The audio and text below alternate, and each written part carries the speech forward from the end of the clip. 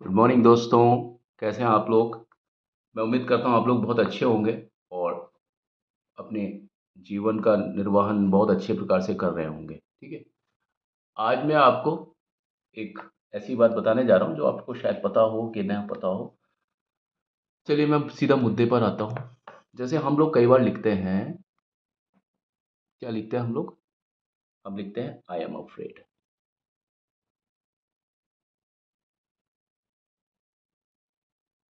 I am afraid का मतलब, जैसे अफ्रेड का मतलब आप नॉर्मली देखते हैं तो आप इसको लगाते हैं डर से। अफ्रेड का मतलब क्या होता है? लगाते हैं आप डर से। डर होता है इसका।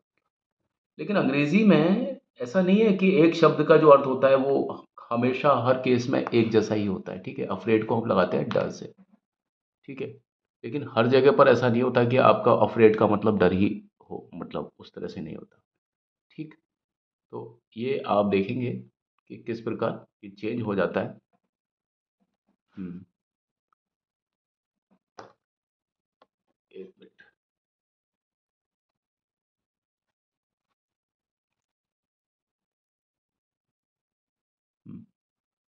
अफ्रेड का मतलब हर जगह पर डर नहीं होता। ठीक। आई am afraid. I am afraid of. I am afraid of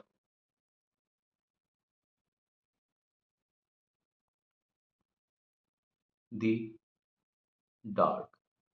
मुझे अंधेरे से डर लगता है। मान लीजिए मैं ऐसा बोलता हूँ, I am afraid of the dark. ठीक है। यहां पर क्या हो गया? अफ्रेड का मतलब डर से हो गया।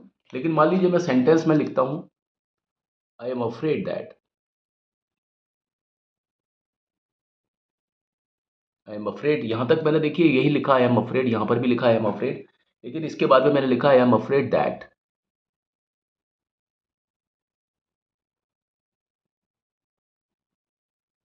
There has been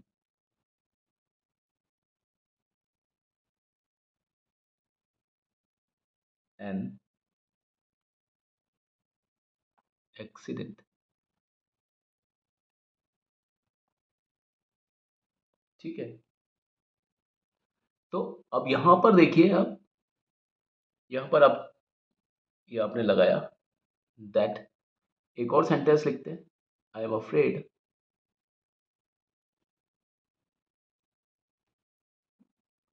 that I can't help you.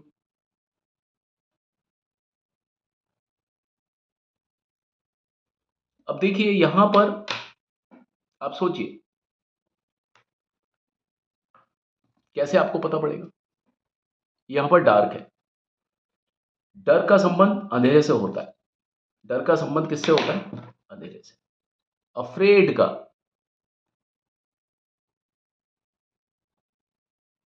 जो संबंध है वो अंधेरे से होता है। अगर अफ्रेड का संबंध अंधेरे से है तो अफ्रेड का मतलब क्या होगा? डर। क्या होगा इसका मतलब? डर। क्योंकि अंधेरे से डरा जाता है। लेकिन मान लीजिए यहां पर लिखा हुआ है I am afraid that there has been an accident. मुझे दुख है। मुझे दुख है। I am afraid that I can not help you. मुझे दुख है। मुझे इस बात का मतलब अफ़सोस है कि मैं आपकी मदद नहीं कर सकता। मुझे इस बात का अफ़सोस है, मुझे इस बात का दुःख है। यहाँ पर आई एम अफ्रेड का मतलब मुझे इस बात का दुःख है। और आप ये भी लिख सकते हैं, आई एम सॉरी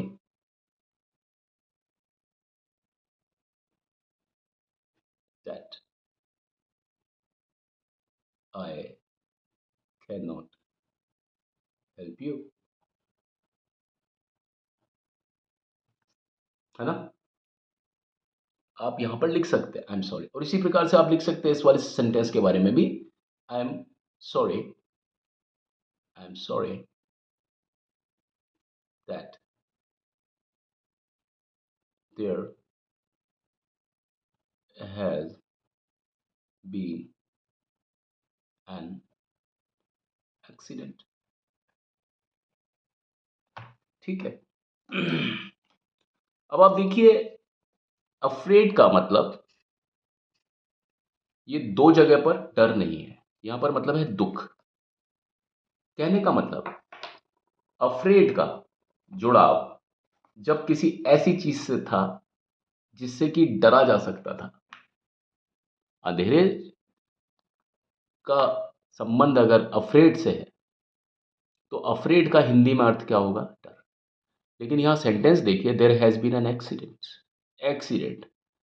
अब ये जो कोई ऐसी कोई चीज नहीं है कि जिससे डरा जा सके। एक्सीडेंट जब हो रहा है तो अफ्रेड अगर आप लगाएंगे तो एक्सीडेंट से क्या चीज आपको महसूस होती है?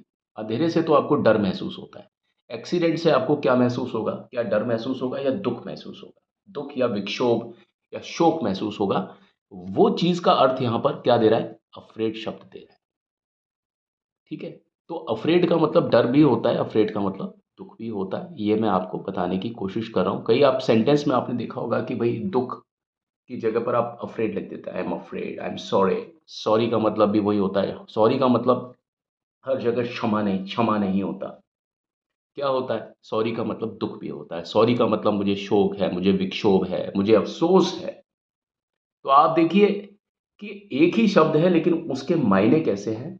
कभी भी शब्द का जो मीनिंग है वो कभी भी आप अकेले में ना ढूंढें। शब्द का जो मीनिंग है ना वो कभी भी आप अकेले में ना ढूंढें। शब्द का मीनिंग आप पूरे सेंटेंस के संदर्भ में ढूंढें। आई am sorry that I can not help you. I can not help you. ठीक है। तो आई कैन नॉट हेल्प यू मतलब मैं, मुझे दुख है कि मैं आपकी मदद नहीं कर सकता। मुझे अफसोस है कि मैं आपकी मदद नहीं कर सकता। मुझे अफसोस है। यहाँ पर अफसोस नहीं है, यहाँ पर क्या है? मुझे दुख है कि यहाँ एक्सीडेंट हुआ है। मुझे इस बात का दुख है कि मुझे, अफसोस भी कह सकते हैं लेकिन यहाँ डर नहीं कह सकते। तो आप देखिए, सॉरी का मतलब क्षमा होता है, अफ्रेड का मतलब डर होता है। लेकिन यहाँ आपने देखा सेंटेंस में, अगर आपने इस तरह के सेंटेंसेस देखे हो ना तो कभी भी इनका जो मीनिंग है वो, अफ्रेड का मीनिंग लोग डर डर डर बोलते हैं लेकिन एक शब्द का मीनिंग कभी भी एक नहीं होता। उसके कई सारे मतलब हो सकते हैं, बहुत सारे मतलब हो सकते हैं। और ये डिपेंड करता है, ये इस बात पे निर्भर करता है कि आप सबसे पहले उसको देखिए कि सेंटेंस में वो कहाँ पर किस तरीके से प्रयुक्त हुआ है। सॉरी के बाद में और अफ्रेड के बाद में सेंटेंस किस प्रकार जा रहा है। यहाँ देखिए, यहाँ किस प्रकार जा रहा है। डार्क पकड़ लिया आपने, डार्क को। वैसे ही इस अफ्रेड का मतलब क्या हो गया? क्या हो गया? डर से हो गया। लेकिन जैसे आपने यहाँ पे एक्सीडेंट का बोला तो अफ्रेड का जो जुड़ाव है वो डर की बजाय दुख से हो गया। उसी प्रकार यहाँ पर सॉरी जो है वो क्षमा से नहीं, I am sorry, I am late. अगर मान लीजिए मैं ये बोलता हूँ, I am sorry, I am late. मान लीजिए मैं ऐसा बोलता हूँ, I am sorry, I am late. अब आप देखिए, किसी जगह पर आपको जल्दी पहुँचना होता है और आप लोग मान लीजिए लेट हो जाते हैं, तो आप क्या कहेंगे? मुझे यहाँ पर दुःख है या मैं आपसे क्षमा माँगता हूँ कि मैं लेट हो गया, मैं लेट हो गया। तो यहाँ पर सॉरी का मतलब क्या है? यहाँ पर हो गया, सॉरी का मतलब क्षमा। ठीक है। पहले वाले स्टेटमेंट में, दूसरे वाले स्टेटमेंट में, तीसरे वाले, चौथे वाले, पाँचवें वाले और छठे वाले, आप देखिए यहाँ पहले वाले में क्या है? अफ्रेड का मतलब है डर। दूसरे वाले में दुःख। दुःख या मुझे संताप या विक्षोभ जो भी है, मतलब दुःख से बड़ी चीज़ें जो होती है ना वो उस टाइप से। मुझे इस बात का दुःख है या अफ़सोस है। यहाँ पर दुःख भी है और दुःख भी बोल सकते हैं आप लोग और अफ़सोस भी बोल सकते हैं इस सेंटेंस में। इसका मतलब, अफ़्रेड का मतलब मुझे अफ़सोस है कि मैं आपकी कोई मदद नहीं कर सकता। ठीक है। यहाँ देखिए, आई एम सॉरी यहाँ पर मतलब क्षमा है क्या? इसका मतलब सॉरी का मतलब क्षमा है क्या? नहीं। यहाँ पर भी यही है कि मैं, मुझे इस बात का अफ़सोस है कि मैं आपकी मदद नहीं कर सकता। ठीक है। यहाँ पर भी इसका मतलब दुःख है या अफ़सोस है ना? यहाँ पर सॉरी वाली जगह पर। ठीक। अब देखिए, I am sorry that there has been accident. यहाँ पर भी आपका दुःख है। सॉरी का मतलब क्या है? दुःख। जबकि सॉरी का मतलब क्या होता है? क्षमा होता है। जिसको लोग बाग बोलते हैं क्षमा, क्षमा भैया, सॉरी का मतलब एक नहीं होता। कभी भी किसी भी शब्द का मीनिंग अगर आप देखें ना तो सेंटेंस का पूरा पढ़ कर के फिर आप देखें। वर्ड मीनिंग एक अलग चीज़ है और उसका वर्ड का सेंटेंस मीनिंग, मतलब the meaning of word in sentence is different, then the meaning of the same word in isolation is totally different, right? I am sorry, I am late, यहाँ पर जो क्षमा जो है ना वो तथाकथित मीनिंग में आ रहा है, यानी सॉरी का मतलब हम लोग क्या बोलते हैं, क्षमा। तो यहाँ पर उसका मतलब क्या है, क्षमा, जो कि इसका तथाकथित मीनिंग है, यानी जिसको लोग बाग मीनिंग सॉरी का हम लोग 100% क्षमा बोलते हैं उसको। तो तथाकथित मतलब जो 100% किसी भी शब्द का मीनिंग माना जाता है, जो उसका हम शब्दार्थ बताते हैं ना, वो होता है। लेकिन शब्दार्थ के अलावा जो 100% शब्दार्थ के अलावा भी सेंटेंस के अंदर जब आप उन शब्दों को रखते हो ना, तो उन सेंटेंस के अंदर जो परिस्थितियां होती हैं उसके हिसाब से इन शब्दों के मीनिंग, शब्दों के अर्थ पर भी फर्क पड़ता है। और ये फर्क किस प्रकार पड़ता है, ये मैंने आपको बताने की कोशिश की है। किसके माध्यम से, सॉरी और अफ्रेड के माध्यम से, SORRY और अफ्रेड के माध्यम से। ठीक है, तो आपको मैं ये बताने की कोशिश कर रहा था कि भाई शब्दों का जो मीनिंग होता है ना, वो कभी भी आप शब्दों के आधार पर महसूस ना करें, उनको आप वाक्यों के आधार पर महसूस करें। ठीक है, तो आज की वीडियो में बस इतना ही। अगली वीडियो में मैं आपसे फिर किसी इस तरह के टॉपिक के बारे में बात करूंगा, जो कि आपकी अंग्रेजी को सुदृढ़, सरल और कॉन्फिडेंट, यानी विश्वास, आप में विश्वास लाने की कोशिश कर रहा हूं मैं इस तरह की बातें बता बता के आपको, ताकि आप अंग्रेजी में जो डरे हुए हैं ना, सिकड़े हुए हो, संकुचित हो, मैं आपको एडवांस्ड बनाने की कोशिश कर रहा हूं, ताकि आप इंग्लिश में विशाल बनो। आपको ये पता होना चाहिए कि यार अंग्रेजी एक खुली हुई चीज का नाम है, बंद चीज का नाम नहीं है। अंग्रेजी सिकुड़ी चीज का नहीं है, अंग्रेजी एक बहुत फैली हुई चीज का मतलब है। जो कि आपने देखा होगा, ज्यादातर यूट्यूबर्स आपको डरा करके बताते हैं कि इसका यूज यहां नहीं कर सकते, इस सिचुएशन में इस शब्द का यूज नहीं कर सकते। मैं आपको वो बातें बताऊंगा कि आप एक ही चीज को आप कहां कहां पर अलग अलग तरीके से यूज कर सकते हैं, एक ही शब्द को आप कहाँ अलग-अलग तरीके से बोल सकते हैं, और कहीं पर भी वो सेंटेंस गलत नहीं होगा। हाँ, जहाँ गलत होगा वहाँ मैं पहले ही बता दूँगा कि ये यहाँ पर गलत होगा, इसका यूज़ बिल्कुल मत कीजिएगा।